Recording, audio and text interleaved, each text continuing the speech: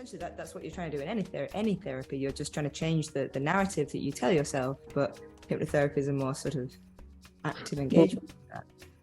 This is a really interesting idea, right? And it's pretty pervasive that therapy is about narratives.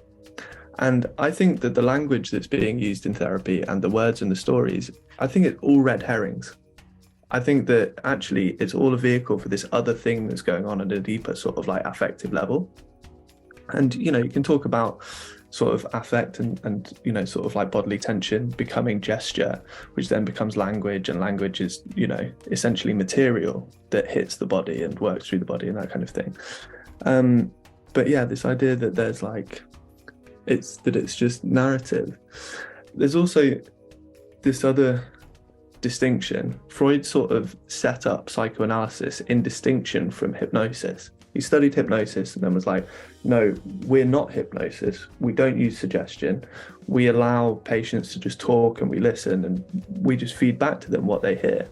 We try and provide a screen for them to bring their histories and their unconscious fantasies that then we feed back to them. And lots of people argue in all sorts of ways that this is a false distinction, you know. And I'm kind of of that school, that, you know, there's something else going on, and that as best we can, and I think that it's pretty much impossible, we're trying to open up a space for the person to give themselves suggestions. And of course, this self, like, again, what I'm talking about is this diffuse sort of multiple kind of like, you know, you can think about it as threads of discourse that have got themselves in, like, you know, the image of the body is made up of sentences, that kind of thing, you know, like all of these different people, all these different discourses like coming together. And by sort of allowing yourself to get out of the way as the therapist, they almost end up putting words in your mouth and influencing themselves, hearing themselves for the first time, you know. You let yourself become possessed by them and then feed it back to them. Do you see what I mean?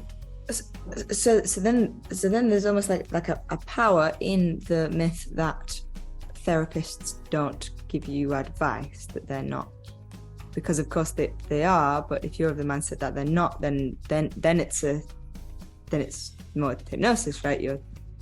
And some people will take this distinction so far that they'll be like, no, psychoanalysis is the most ethical possible therapy because we do not give suggestions, we do not give advice, any of this kind of stuff.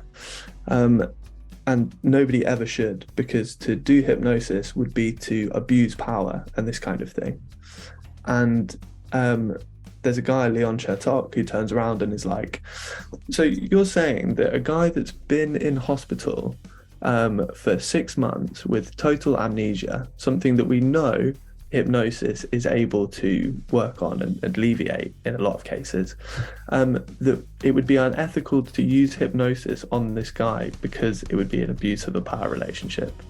And it's just like, yeah, let's try long-term talk therapy with this guy with amnesia to try and get.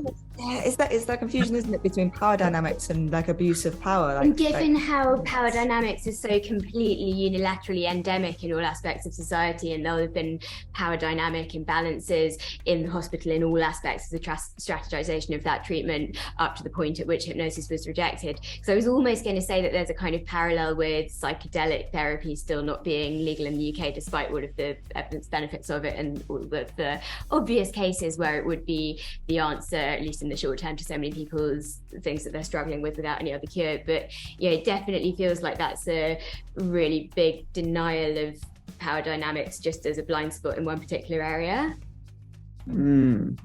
It's like literally everything is power dynamics. It's just they're way more diffuse than we think, you know, like so many things are implicated. Like when we think about power dynamics, like everybody knows what we mean. But when you like look at it, what you're talking about is like a series of interconnected social relations that go much bigger than the actual thing that's happening between these two people or whatever, you know.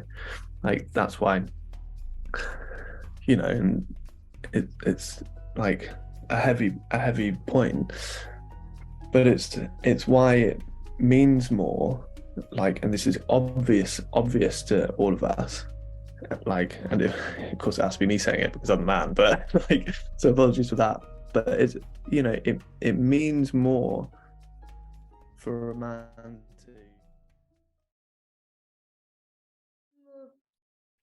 How is it? Grenadine. yeah. It's like grenadine and milk together. Oh my god, that's And like a tannin kind of vibe. It's like it dries your mouth out.